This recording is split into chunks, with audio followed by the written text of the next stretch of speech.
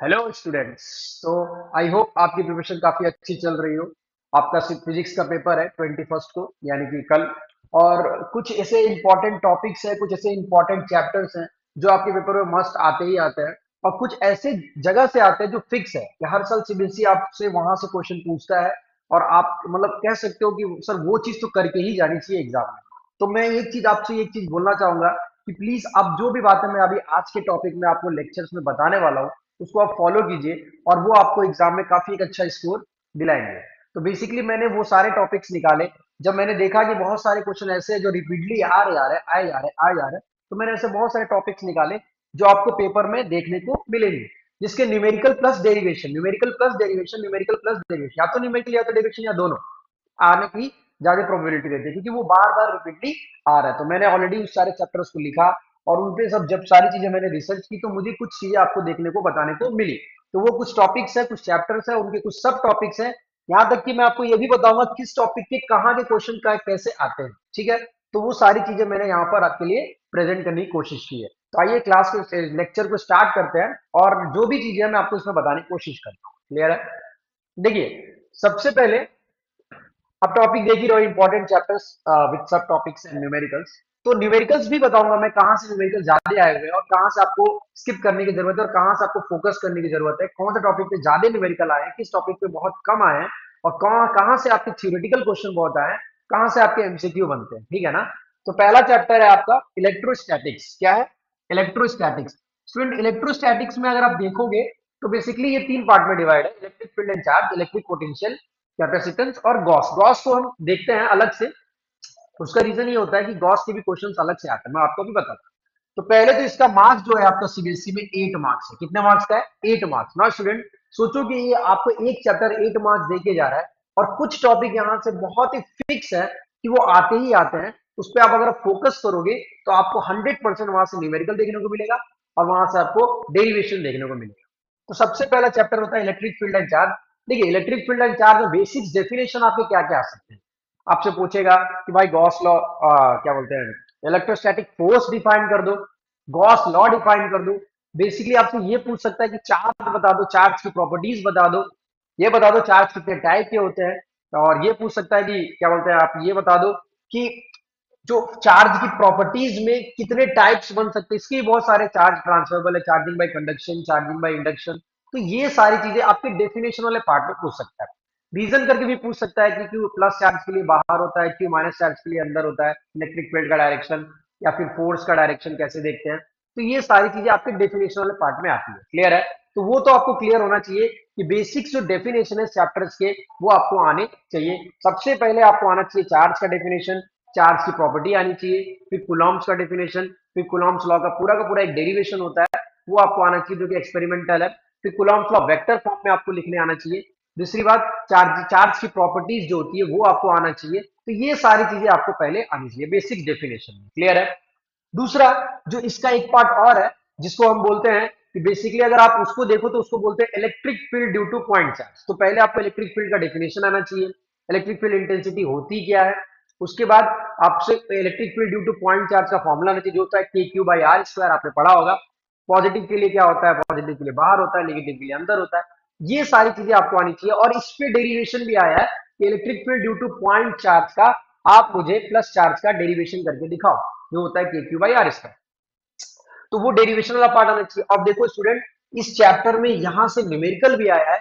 Electric field due to point charge का आपसे numerical भी पूछा गया है कि भाई जो चार्ज है उसके इस पॉइंट पर इलेक्ट्रिक फील्ड का फॉर्मूला बता दो, आंसर बता दो। जो भी आपको दिया रहेगा, क्यू की वैल्यू आपको पता रहेगी, क्यू क्वेश्चन में दिया रहेगा, डिस्टेंस आपको दिया रहेगा, वैल्यू पुट करोगे, आंसर आ जाएगा। क्लियर है? तो वो आपसे एक न्यूमेरिकल बनता है वहां से कि भाई electric field due to point charge, principle of superposition, कई सारे आपके फॉर्मूले क्वेश्चन बन सकते हैं यहाँ से। जैसे मैं बोलूँ अगर इसके लिए, तो इसके लिए जैसे आप बोलोगे कि स्क्वायर है, ये स्क्वायर है, ये ट्रायंगल है, ये आपका इक्विलेटरल ट्रायंगल, ये आपका सर्कल है, ये आपका कुछ इस तरह का शेप है। तो ये सारे के सारे जो क्वेश्चन दिख रहे हैं, इसमें आपसे बोलता है find the force, find the electric field, find the force, find the electric field, find the force and find the electric field. तो बेसिकली आपको ऐसे न्यूमेरिकल्स आपको आने चाहिए। किसी एक पॉइंट पर बोल देगा, यहाँ पर चार्ज रख देगा, यहाँ चार्ज रख देगा, यहाँ रख देगा, यहाँ रख देगा, यहाँ रख देगा, ये सारी जगह पे चार्ज रख देगा, और आपसे बोलेगा कि किसी एक पॉइंट पर आप फोर्स निकालो या फिर फील्ड निकालो। तो ये आपका न्यूमेरिकल यहाँ से आता है कि electric field due to point charge का और कूलम्ब्स लॉ का। तो न्यूमेरिकल यहाँ से बनता है, डेरिवेशन आपका पॉइंट चार्ज का आता है। क्लियर है? आगे इलेक्ट्रोस्टैटिक पोटेंशियल में, इलेक्ट्रोस्टैटिक पोटेंशियल आपको निकालना आना चाहिए। उसका भी फॉर्मूला होता है के क्यू बाई आर। जो भी आप फील्ड अगर पढ़ोगे तो पोटेंशियल भी आपको समझ में आ जाएगा। तो इलेक्ट्रोस्टैटिक पोटेंशियल का डेफिनेशन आपको आना चाहिए, ठीक है, जो होता है W by Q, V is equal to W by Q. उसके बाद आपको इसका कंसेप्ट भी आना चाहिए। बेसिकली इसका कंसेप्ट बहुत ही आसान होता है, के क्यू बाई आर, तो वो आपको लगाने आना चाहिए। तो ये इलेक्ट्रोस्टैटिक पोटेंशियल का आपको पार्ट क्लियर होना चाहिए। इसी में एक पार्ट और आता है, इलेक्ट्रोस्टैटिक पोटेंशियल एनर्जी। तो वो भी आप देख लेना, हो सकता है वहां से भी क्वेश्चन आपको देखने को मिल जाए। कैपेसिटेंस की बात करूं तो कैपेसिटेंस एक अलग टॉपिक है। इसमें पहले तो कैपेसिटेंस का डेफिनेशन आपसे पूछेगा, दूसरा सीरीज और पैरेलल का कॉम्बिनेशन पूछेगा, भाई सीरीज में कैपेसिटेंस का क्या फॉर्मूला होता है, डिराइव इट। पैरेलल में कैपेसिटेंस का फॉर्मूला क्या होता है, डिराइव इट। तीसरा सीरीज और पैरेलल का न्यूमेरिकल डालेगा। तो ये सारी चीजें आपकी इस चैप्टर में आपको देखने को मिलेंगी। कैपेसिटेंस में एक चीज और बोलूंगा, इसमें एक टॉपिक है parallel plate capacitor. Parallel plate capacitor very very very important. उसके डेरिवेशन को देख कर जाइएगा, उस पर न्यूमेरिकल लगा कर जाइएगा, क्योंकि उससे क्वेश्चन आने ही है। नहीं तो एमसीक्यू दिखेगा, नहीं तो आपको सारी चीजें में डेरिवेशन दिखेगा, नहीं तो उसका एक न्यूमेरिकल दिखने वाला, ठीक है। कैपेसिटेंस में बहुत ज्यादा आपको डेप्थ में नहीं जाना है, क्योंकि इसमें सीरीज पैरेलल कैपेसिटेंस का डेफिनेशन और पैरेलल प्लेट का क्या होता है देखना। और थोड़ा सा आप चाहते हो तो स्फेरिकल का भी देख लेना, क्योंकि कभी कभी स्फेरिकल का भी आया है, ठीक है, सिलेंडर, स्फेरिकल सिलेंडर का। तो उस तरह से कैपेसिटेंस का एप्लीकेशन वाला पार्ट बहुत इंपॉर्टेंट है। इसका अगर आप एप्लीकेशन देखोगे तो इसका एप्लीकेशन बहुत ज्यादा इंपॉर्टेंट है। एप्लीकेशन आपको क्लियर होना चाहिए। तो एप्लीकेशन वाला पार्ट अगर आपने इसको क्लियर कर लिया तो मुझे लगता है आपको कोई इश्यू नहीं आएगी, ठीक है। तो पहले चैप्टर में 8 मार्क्स आपको दिख रहा है साफ साफ। तो जो भी चीजें मैंने आपको बताई है उसको फॉलो कीजिए और कोशिश कीजिए कि आप अच्छा स्कोर कर सके इस टॉपिक से, क्योंकि 8 मार्क्स है। और 8 मार्क्स में यहाँ से डेफिनेशन भी आते हैं, एमसीक्यू में भी आते हैं, न्यूमेरिकल्स भी आते हैं। मैंने बताया न्यूमेरिकल्स कहाँ से आते हैं। पहला न्यूमेरिकल कूलम्ब से आएगा, दूसरा इलेक्ट्रिक फील्ड से आएगा, तीसरा पोटेंशियल से आएगा, लास्ट कैपेसिटेंस से, एप्लीकेशन से सीरीज और पैरेलल के या फिर पैरेलल प्लेट से आएगा। तो यहाँ से न्यूमेरिकल आपको देखने को मिलेंगे। अब आगे डेफिनेशन तो आपको मैंने बता दिया कैसे कैसे करना है, ठीक है। नाउ नेक्स्ट चैप्टर है आपका electric effects of current and magnetism. इसमें मैं इलेक्ट्रिक इफेक्ट ऑफ करंट को ज्यादा फोकस करूंगा। मैग्नेटिज्म में भी है dia para ferro, but it's a theoretical part और वो आप लिख लोगे। उसमें बस आपको देखना क्या, मैं आपको वही बता दूंगा। But magnetic effect of current में सबसे ज्यादा क्वेश्चन पूछा गया, सबसे ज्यादा क्वेश्चन पूछा गया आपसे, torque on a magnetic dipole. Torque on a magnetic dipole, तो ये तो आपको करना ही करना है, torque on a magnetic dipole. इसके अलावा बायोट सवर्ट्स लॉ, इसकी एप्लीकेशन आ सकती है। पहले इसकी डेफिनेशन पूछता था कि भाई ये बता दो स्ट्रेट बायोट सवर्ट लॉ क्या होता है, तो वो आपको पता होना चाहिए, स्ट्रेट कंडक्टर के लिए, सर्कुलर के लिए। फिर ampere circuit law same Biot Savart law की तरह ही आएगा, डिफाइन करिए, स्टेट करिए, उसका एप्लीकेशन है। तीसरा मूविंग कॉइल एमसीजी, एमसीजी से न्यूमेरिकल आते हैं, वोल्ट मीटर से एमीटर, एमीटर से वोल्ट मीटर, ये कन्वर्ट करने, गैल्वेनोमीटर से एमीटर, गैल्वेनोमीटर से वोल्ट मीटर, ये कन्वर्जन वाला न्यूमेरिकल आता है आपको प्रीवियस ईयर जो आप सॉल्व कर रहे होगे, तो वहां देखने को आपको ये मिलेगा। तो इसके न्यूमेरिकल आपके फिक्स है आने के आने। लास्ट टॉपिक है इसका डेरिवेशन आता है, torque on a magnetic dipole. इसका डेरिवेशन भी आ सकता है और इसका न्यूमेरिकल भी आ सकता है, ठीक है। तो डेरिवेशन या न्यूमेरिकल या फिर दोनों में से कोई एक, तो ये आप जरूर करके जाइएगा। अब इन दोनों को मिलाकर मैंने एक लॉ बताया आपको, एक लॉ होता है जिसको बोलते हैं गॉस लॉ। तो गॉस लॉ इसमें भी आता है, गॉस लॉ इसमें भी आता है, बस उसको हम एम्पियर सर्किट लॉ में मर्ज करते हैं। तो गॉस लॉ इलेक्ट्रोस्टैट्स के रिस्पेक्ट में बहुत ज्यादा इंपॉर्टेंट, वेरी वेरी इंपॉर्टेंट, क्योंकि गॉस लॉ का स्टेटमेंट आपको आना चाहिए। गॉस लॉ का गॉस लॉ लगाते कहां है, गॉस लॉ का एप्लीकेशन जैसे आपने पढ़ा होगा, hollow sphere, solid sphere, hollow sphere, ये सारी चीजें आपने पढ़ी होगी। तो वहां पर अगर आप देखोगे तो सॉलिड, हॉलो, ये सारी चीजें आपको वहां पर आपको निकालने आनी चाहिए। सॉलिड और हॉलो का क्या होता है सर, तो गॉस लॉ का मैं एप्लीकेशन यहाँ पे आपको बताता हूँ। सॉलिड, हॉलो और ये सारी चीजें, सॉलिड, हॉलो,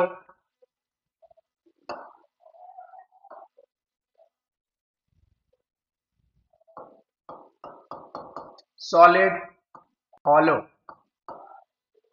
ये दो का और एक रिंग, ये तीन का एप्लीकेशन आपके पेपर में आता है। तो बेसिकली इसका डेरिवेशन पूछता है, इसका ये भी बोलता है कि भाई डिराइव कर लो फॉर्मूला कहां से क्या क्या आ रहा है, सरफेस पे निकालो, आउटसाइड निकालो, इनसाइड बताओ।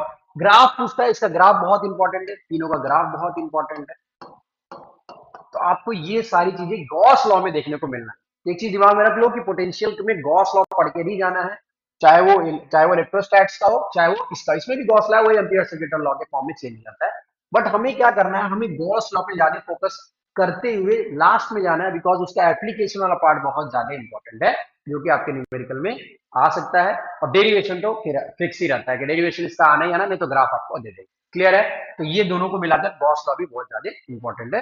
तो इसमें आपको क्या करना है, पहले ये देख लीजिए, फिर इसके डेफिनेशंस, इसका एप्लीकेशन। एप्लीकेशन सर क्या, व्हाट इज एप्लीकेशन सर? इसका एप्लीकेशन जैसे स्ट्रेट कंडक्टर में बायोट सावर्ट लॉ क्या होगा, ठीक है, सेमी इनफाइनाइट, इनफाइनाइट, ये सबके बायो सावर्ट लॉ के फॉर्मूले देख लीजिए, और उस पे वैल्यूज पुट कर करके क्वेश्चन सॉल्व से पूछता है वो, ठीक है। तो वो आपको आना चाहिए। एम्पियर सेकेंडल लॉ, लूप बनाकर आपको लगाना आना चाहिए, इंटीग्रेशन में B D L equal to mu naught I, तो ये वाला पार्ट आपको क्लियर होना चाहिए। तो ये आपको कहा, इसका एप्लीकेशन कहाँ मिलेगा सर? इसका एप्लीकेशन मिलेगा सॉलिड हॉलो रिंग, ये सब जगह पर आपको एम्पियर सेकेंडल लॉ का एप्लीकेशन मिलेगा। उसके अलावा मैग्नेटिक फील्ड में, मैग्नेटिक फील्ड का कंसेप्ट आपको पता होना चाहिए। उसके अलावा मैग्नेटिक फ्लक्स पता होना चाहिए, इलेक्ट्रिक फ्लक्स पता होना चाहिए।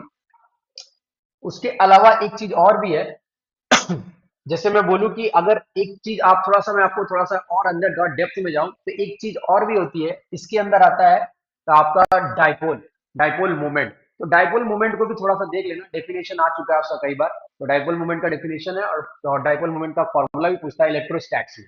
तो वो सारी चीजें भी आपको आनी चाहिए। तो ये दो चैप्टर आपको देख लो स्टूडेंट। तो 8 और 8, सर आपने इलेक्ट्रिसिटी क्यों नहीं बताया? इलेक्ट्रिसिटी को भी बताऊंगा, मैं इन दोनों को एक साथ कंपेयर कर रहा हूँ। 8 और 8 आपको देकर जाएंगे 16 मार्क्स। तो आपको जितना बोला उतना अगर आपने नोट डाउन किया, उतना आपने समझा, तो प्लीज आप उस पर फोकस कीजिए और सारे चीजों को देखिए, प्रीवियस से उठाइए और सारे उस टॉपिक के क्वेश्चन को जरूर लगाकर जाइए, ठीक है।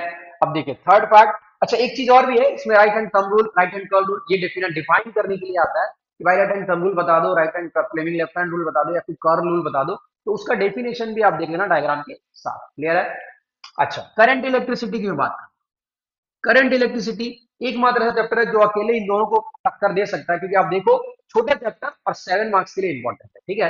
तो मैं आपसे बोलूं कि सर इसको कैसे प्रिपेयर करना चाहिए, देखो सबसे पहले डेफिनेशन पे जाओगे तो करंट क्या होता है, ड्रिफ्ट वेलोसिटी क्या होता है, ये सारी चीजें पता होनी चाहिए, relation between current and drift velocity, फिर Ohm's law in vector form, ये सब आपको पहले पता होना चाहिए।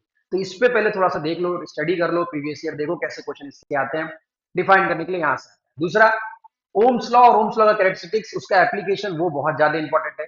और उसमें जैसे कि मैं आपसे बोलूं किरचॉफ्स लॉ, तो किरचॉफ्स के दो रूल है, केवीएल होता है, केसीएल होता है, इसके न्यूमेरिकल हर साल आते हैं।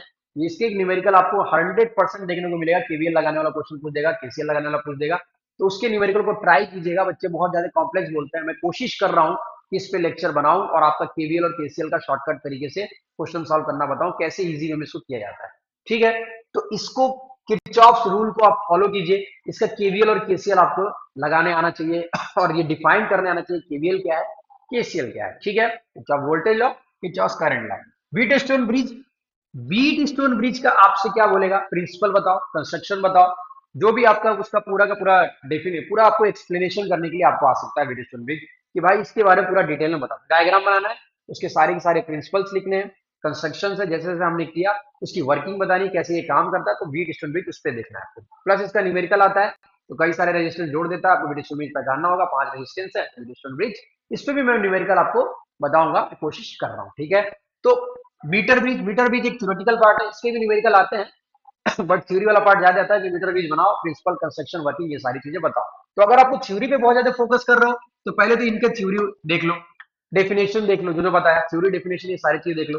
न्यूमेरिकल पे कर रहे हो, न्यूमेरिकल जरूर करना है आपको, बिकॉज फिजिक्स का पेपर आप देखना तो 60-40, 60-70, ऐसा 40-70, 80-90, ऐसा रेशियो बहुत चेंज होता रहता है, कुछ फिक्स नहीं है कि कहां से क्या आ जाए। तो आप चेंज करके ना देखो, मैं बोलूंगा कुछ पार्ट ऐसे हैं जहां से न्यूमेरिकल 100% आए, उसको जरूर करो, कुछ पार्ट ऐसे हैं जहां से डेरिवेशन आए, उसको जरूर करो, और फिर दोनों को मर्ज करके जो टॉपिक बच रहा है उसको भी देख के जाओ, क्या पता कहीं वहां से आए। बट इंपॉर्टेंट जो टॉपिक है वो मैं आपको क्लियर क्लियर बता रहा हूँ। तो ये जो इंपॉर्टेंट टॉपिक्स है यहाँ पे मैंने लिखे भी हैं, उसके एप्लीकेशन को भी आप जरूर देखिएगा, बिकॉज एप्लीकेशन आपको न्यूमेरिकल देखेंगे। क्लियर है? तो ये 3 चैप्टर आपको दिए जाएंगे, 8, 8 और 7। तो आप देखो स्टूडेंट, यहीं से आप बहुत अच्छा स्कोर कर ले रहे हो 3 चैप्टर्स पे। अभी तो बहुत सारे चैप्टर्स बाकी है जहां से कुछ नहीं आते, डेफिनेशन आते हैं, डायरेक्ट फॉर्मुला बेस्ड क्वेश्चन आते हैं, आप उसको पुट करो, आंसर पाओ, रिजल्ट। क्लियर है? आगे देखो electromagnetic induction, alternating current. EMI and AC. देखो ईएमआई और एसी में क्या, ईएमआई में आपको सबसे पहले सबसे very very very very important Faraday's के तीनों लॉ आपके आने चाहिए, first law, second law, third law. First law ने स्टेटमेंट दिया, सेकंड लॉ ने डिराइव दिया, और थर्ड लॉ लेंज लॉ है जो कि आपको बताएगा डायरेक्शन। तो वो आपको पता होना चाहिए कि फैराडेस के लॉ आपके आने चाहिए, वेरी वेरी इंपॉर्टेंट। ये तीनों एकदम, इसको तो याद ही कर लो, मतलब एकदम मैं बोल रहा हूँ ना, फिक्स करके जाओ कि हाँ सर यहाँ से क्वेश्चन आएगा, मैं कर लेके जाऊंगा। तो करके जाने का मतलब क्या हुआ सर, कि मैं ये कहने का मतलब ये हुआ कि इसके न्यूमेरिकल कैसे आते हैं, तो फॉर्मूला बेस्ड आते हैं। पहली बात तो इसकी थ्योरी आएगी, थ्योरी आती है तो स्टेट लॉ, फैराडेस का लॉ, तो तीनों लॉ आपको पता होना चाहिए। और न्यूमेरिकल कैसे आता है, direct formula E is equal to minus D phi by D T, इस पे आता है। ठीक है, एसी जनरेटर और ट्रांसफार्मर थ्योरी का पार्ट है ये, इसमें आपको कुछ नहीं देखना है, इसका प्रिंसिपल कंस्ट्रक्शन है वर्किंग डायग्राम के साथ, विद डायग्राम वेरी इंपॉर्टेंट। और ट्रांसफार्मर में भी सेम वही बात है, ट्रांसफार्मर देखना और इसकी efficiency and its efficiency and its efficiency. तो एफिशिएंसी को भी देखिएगा स्टूडेंट, इस पे न्यूमेरिकल भी आपको देखने को मिल जाएगा, प्रिंसिपल वर्किंग और कंस्ट्रक्शन भी देखने को मिल जाएगा। तो ये वो पार्ट है जो आपको कम टाइम में मैक्सिमम स्कोर दिला सकता है। बट ये भी याद रखना कि जब आप थ्योरी लिखना, तो जहां जरूरत पड़े वहां अंडरलाइन करना, जहां जरूरत पड़े वहां पर मेंशन करना, बिकॉज एग्जामिनर जब बोर्ड्स के क्वेश्चन को सॉल्व पेपर को देख रहा होता है, चेक कर रहा होता है, तो वो कुछ इंपॉर्टेंट पॉइंट्स को ढूंढ रहा होता है। तो प्लीज जिस जिस टॉपिक का इंपॉर्टेंट पॉइंट है वो आप जरूर डालिएगा।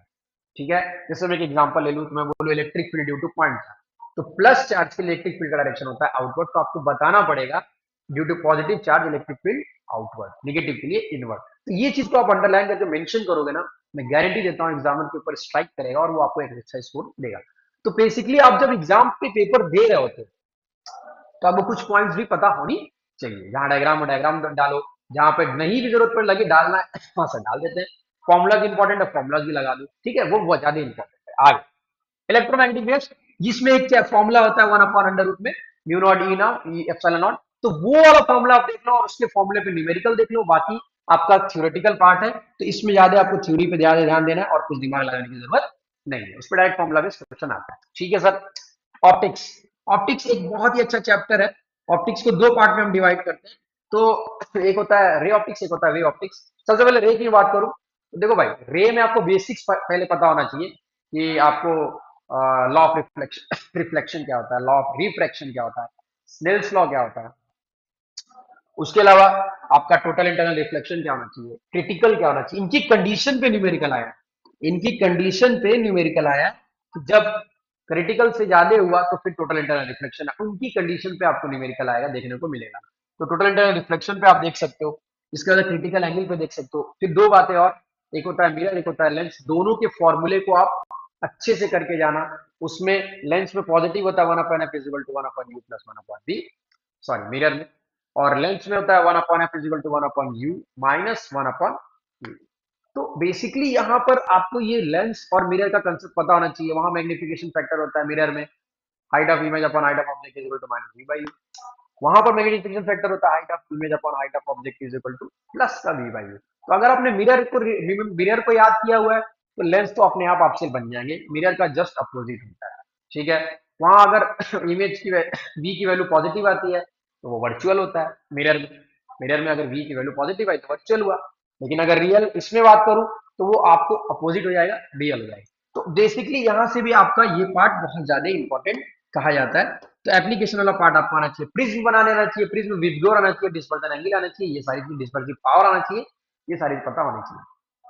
फिर मैं अगर वे ऑप्टिक्स की बात, लेंस मेकर फॉर्म, लेंस फॉर्मूले, लेंस के अलावा एक और फॉर्मूला होना चाहिए आपको, मिरर फॉर्मूला, ये भी आपके पेपर में इंपॉर्टेंट, इनके डेरिवेशन और इनपे न्यूमेरिकल्स क्लियर है। और बाकी डेफिनेशन की, क्रिटिकल एंगल क्या होता है, टोटल इंटरनल रिफ्लेक्शन क्या होता है, लॉ ऑफ रिफ्लेक्शन क्या होता है, लॉ ऑफ रिफ्रैक्शन क्या होता है, स्नेल्स लॉ क्या होता है, रिफ्लेक्टिव इंडेक्स का डेफिनेशन पूछ सकता है, कंसेप्ट पूछ सकता है। तो वो सारी चीजें आप डेफिनेशन के फॉर्म में जा सकते हो। बट मैं अगर न्यूमेरिकल की बात करूं, तो टोटल इंटरनल रिफ्लेक्शन से न्यूमेरिकल दिखेगा, लेंस के फॉर्मूले से दिखेगा, मिरर के लिए दिखेगा, लेंस के लिए दिखेगा, और कॉन्केव स्फेरिकल सरफेस के लिए भी एक आता है, कॉन्केव स्फेरिकल सरफेस, उस पर दिखेगा। ठीक है, वेव ऑप्टिक्स की बात करूं, तो वेव ऑप्टिक्स में सबसे पहले डेफिनेशन पूछता है, तो वेव फ्रंट क्या होता है, वाईडीएससी का एक्सपेरिमेंट आपसे पूछ सकता है, पूछ सकता नहीं है, वो आता है, ये 100% आता है। तो YDSC young double slit experiment, ये आपको डेरिवेशन इसका मस्ट मस्ट मस्ट, मतलब आपको करके ही जाना, वेरी वेरी इंपॉर्टेंट डेरिवेशन करना है, प्लस इस पे न्यूमेरिकल लगा लीजिएगा। क्योंकि न्यूमेरिकल भी इसके आते हैं और वो फॉर्मूला बेस्ड आते हैं। ऐसा नहीं कि बहुत बड़ा क्वेश्चन आएगा, बहुत ज्यादा कॉम्प्लेक्स आएगा, फॉर्मूला बेस्ड क्वेश्चन आते हैं। बस थोड़ा सा आपको कंसेप्ट पता होना चाहिए कि वाईडीएससी का कंसेप्ट क्या है, ठीक है। तो ये आपका आपको 14 मार्क्स देकर जाएगा। आप सोचो, इसको दो पार्ट में डिवाइड करो स्टूडेंट। एक होता है आपका रे ऑप्टिक्स और एक होता है आपका वेव ऑप्टिक्स। तो जो डेफिनेशन है वो डेफिनेशन पे जाइए, जो आपका न्यूमेरिकल वाला पार्ट है वो न्यूमेरिकल पे जाइए। Dual nature of matter and radiation, इसमें एक फोटोइलेक्ट्रिक इफेक्ट है, आइंस्टाइन इक्वेशन है। फोटोइलेक्ट्रिक इफेक्ट में स्टॉपिंग पोटेंशियल क्या होता है, और आपका बहुत सारी चीजें हैं। जैसे मैं आपको अगर फोटोइलेक्ट्रिक इफेक्ट का अलग से एक चीज बताऊं, तो इसमें तो सबसे पहले आपको वर्क फंक्शन के बारे में पता होना चाहिए। वर्क फंक्शन का डेफिनेशन पूछता है, फिर आपका स्टॉपिंग पोटेंशियल पूछता है, फिर आपका स्टॉपिंग करंट पूछता है, तो करंट और सेचुरेशन करंट ये पूछता है, फिर ग्राफ पूछता है, आपने ग्राफ देखा होगा फिर इसका आइंस्टाइन इक्वेशन पूछता है। तो ये तो पहले तो थ्योरेटिकल पार्ट है, पूछता है मतलब लिखने आपके, लेकिन इसमें न्यूमेरिकल भी आता है कि वर्क फंक्शन बता दो, आइंस्टाइन वेलोसिटी बता दो, वेलोसिटी यानी काइनेटिक एनर्जी के फॉर्म में बता दो। तो वो वाला पार्ट आपको देखना है। ये काफी छोटा सा टॉपिक होता है, बट आपको एक अच्छा स्कोर देकर चला जाता है। तो इसको आपको देखना चाहिए, अच्छे से प्रिपेयर करना चाहिए। थ्योरी और न्यूमेरिकल दोनों आते हैं यहाँ से। De Broglie wavelength, de Broglie wavelength में डायरेक्ट एक फॉर्मूला ही बनता है, lambda is equal to 1 upon H, H upon P करके होता है फॉर्मूला। तो वो वाला फॉर्मूला आपको देखना है और उस पर न्यूमेरिकल थोड़े लगाने और उसके कंसेप्ट को थोड़ा सा देख लेना है। तो बेसिकली आपको आराम से इजिली 4 मार्क्स देकर चला जाएगा। ये चैप्टर उतना ज्यादा टाइम नहीं लेगा, टाइम बहुत ज्यादा कंज्यूमिंग नहीं करेगा, तो इस पे भी आप फोकस कर सकते हो। बेसिकली करना तो सब पे ही है, बिकॉज अगर आप स्कोर देखो तो ऊपर के 4 चैप्टर्स और ये 14 आपको बहुत सारा अच्छा मार्क्स दे सकते हैं। तो आपको जैसे बता रहा हूँ वैसे थ्योरी, वो थ्योरी देखनी है, और जहां से न्यूमेरिकल बता रहा हूँ वो न्यूमेरिकल। क्लियर है? आगे एटम से न्यूक्लियर, केमिस्ट्री का पार्ट इसको हम बोलते हैं थोड़ा सा। Bohr model of hydrogen atom आपने केमिस्ट्री में पढ़ा होगा, तो इसके अलग अलग आपके डेफिनेशंस आपको पता होनी चाहिए, पहली बात। दूसरी बात रेडियो एक्टिविटी, इसमें एक भी चीज और जोड़ूंगा, न्यूक्लियर रिएक्शन के पार्ट को एप्लीकेशन, न्यूक्लियर रिएक्शन के एप्लीकेशन, ठीक है ना, पेरेंट एलिमेंट, डॉटर एलिमेंट्स, तो आइसोटोप्स और वो सारी चीजें आपको पता होनी चाहिए। तो ये वाला पार्ट आपको भी डेफिनेशन में बहुत ज्यादा पूछा जाता है, कभी कभी न्यूमेरिकल आया। ठीक है, आगे देखते हैं। सेमीकंडक्टर इलेक्ट्रॉनिक्स, बहुत ही बहुत ही बेहतरीन चैप्टर, बेस्ट चैप्टर है ये पढ़ने के लिए। तो इसमें जो आपका 7 मार्क्स का वेटेज है, 7 मार्क्स का वेटेज आपको क्या क्या करना है, पहले सबसे पहले तो आपको एक चीज बता दूं, आपको कंडक्टर, इंसुलेटर, सेमीकंडक्टर तीनों में डिफरेंस पता होना चाहिए। कभी कभी ये डिफरेंस आपको लिखने के लिए आता है। दूसरी बात कि आपको पीएन जंक्शन का कंसेप्ट पता होना चाहिए। तीसरी बात डायोड क्या होता है, और लास्ट है जेनर डायोड क्या होता है। ये डेफिनेशन में पूछा जाता है, rectifier, half rectifier, full wave rectifier, ये सब डेफिनेशन में आता है। तो ये डेफिनेशन का पार्ट आपको क्लियर होना चाहिए। उसके बाद एप्लीकेशन पे आता है, तो पीएन जंक्शन डायोड पे आपको न्यूमेरिकल देखने को मिलेगा। ठीक है, जेनर डायोड सीबीएसई का फेमस टॉपिक है, बहुत पूछा जाता है, इनपे ग्राफ आता है, ये ग्राफ भी पूछता है। और लॉजिक गेट तो एक अलग ही चीज है, जहां से आपको 100% लॉजिक गेट आपको देखने को मिलेगा। 100% कॉम्बिनेशन ऑफ लॉजिक गेट आ सकता है, या फिर नॉर्मल गेट आएगा, ट्रूथ टेबल इसका, इसका ट्रूथ टेबल भी आता है स्टूडेंट। तो ट्रूथ टेबल आपको बनाने आना चाहिए। तो ये 100% टॉपिक है। कुछ ऐसे टॉपिक है जो फिक्स है, जैसे लॉजिक गेट फिक्स है, electric field due to point charge fix है, potential due to point charge fix है, गॉस लॉ का एप्लीकेशन फिक्स है। तो ये सारी चीजें फिक्स है, कूलम्ब्स लॉ का एप्लीकेशन फिक्स है। इसमें टॉर्क और मैग्नेटिक डाइपोल फिक्स है, पेपर में आना ही आना है, या तो कंसेप्ट, या तो थ्योरी, या तो डेरिवेशन, या तो दोनों।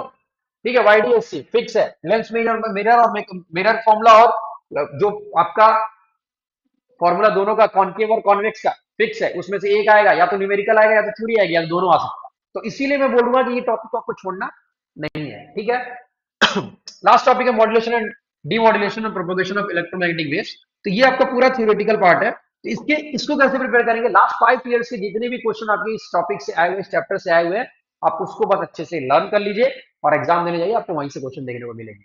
तो थ्योरेटिकल पार्ट को कैसे करना है, थ्योरेटिकल पार्ट का सबसे आसान तरीका बताता हूँ।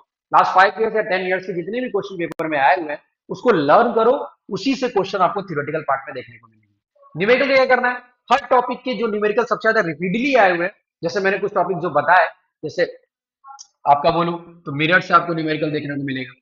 वाईडीएससी का या तो डेरिवेशन आएगा तो न्यूमेरिकल, दोनों आएगा। वाईडीएससी का न्यूमेरिकल आ गया था इस बार, तो न्यूमेरिकल डेरिवेशन, अगर डेरिवेशन पढ़ोगे तो न्यूमेरिकल भी लग जाएगा, क्योंकि दोनों एक दूसरे से मिक्स आता है। तो ये आपका आ गया। फिर मैं बात करूं फैराडेज लॉ ऑफ इंडक्शन पे, तो इस पे E equal to minus D phi by D T पे डायरेक्ट आता है। AC generator, transformer, alternating current एक टॉपिक है, अल्टरनेटिंग करंट, इसमें I R M S, V R M S, I nought, V nought, इसका डेरिवेशन आता है, यही 4 डेरिवेशन है।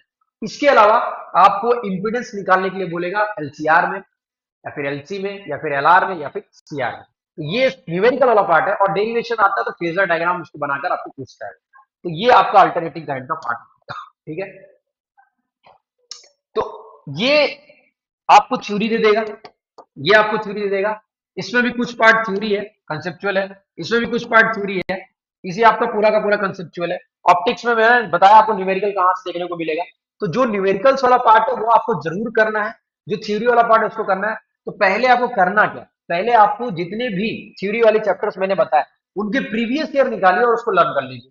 दूसरी बात, जो जो टॉपिक मैंने बताया, जिनको मैंने अंडरलाइन किया है, जिन पे मैंने आपको न्यूमेरिकल्स दिखा दिए, जैसे ये, तो उसके आपको न्यूमेरिकल्स भी लगाने हैं। तो ये दोनों करके जाओ, मैं गारंटी देता हूँ पेपर इतने से ही बनना है, एक्स्ट्रा कहीं से कुछ नहीं आता है, और आपको एक अच्छा स्कोर देकर जाएगा। तो बेसिकली आपको डिवाइड करना होगा कि मेरे लिए क्या इंपॉर्टेंट है और मेरे लिए अभी क्या नहीं इंपॉर्टेंट है। तो जो जो चैप्टर्स मैंने यहाँ वेटेज के अकॉर्डिंग लिखे हैं, देखिए 8 7 8 8 3 14 4 6 7 5, इसके हिसाब से अपने आप प्रायोरिटी को दीजिए कि सर इसका वेटेज बहुत ज्यादा है, तो मैं पहले इसके सारे पार्ट्स को क्लियर करूंगा, क्योंकि यहाँ से क्वेश्चन ज्यादा आने हैं, यहाँ से न्यूमेरिकल आने हैं, तो पहले आपको वो चीजें क्लियर होनी चाहिए। फिर उसके बाद आप ऊपर के थर्ड 3 4 चैप्टर्स को देख लो, फिर लास्ट में ये थ्योरेटिकल पार्ट वाले को चले जाओ। तो इस तरह से अगर आप कंसेप्चुअल और थ्योरी दोनों को अच्छे से करोगे तो आप अच्छा, मैं बता रहा हूँ, आप एक अच्छा स्कोर लेकर आ जाओगे। तो आपको ध्यान रखना है कि जब पेपर देना है तो पहले आपको चेक करना है कि पेपर में किस टॉपिक से कैसे क्वेश्चन बन रहा है। तो क्या मेरा ये टॉपिक मैंने ये पढ़ा है, हाँ अगर पढ़ा है तो अटेम्प्ट करना, और सेक्शन को मिक्स ना करना। अगर नहीं पढ़ा तो थोड़ा टाइम लेना, जो आ रहा है उसको पहले करना, फिर बाद में उसको करना। ये इंपॉर्टेंट चैप्टर्स थे, और ये कुछ उसके इंपॉर्टेंट सब टॉपिक्स थे। चैप्टर्स के अंदर की बात मैंने आपको बताई। मैं कोशिश कर रहा हूँ कि एक लेक्चर लूँ जिसमें मैं आपको पूरा का पूरा इन सारे चैप्टर्स के इंपॉर्टेंट न्यूमेरिकल्स करा सकूँ। क्लियर है? तो ठीक है, आप इसको फॉलो कीजिए। All the very best, relax रहिए, टेंशन फ्री रहिए, अच्छे से एग्जाम देने जाइए। Thank you.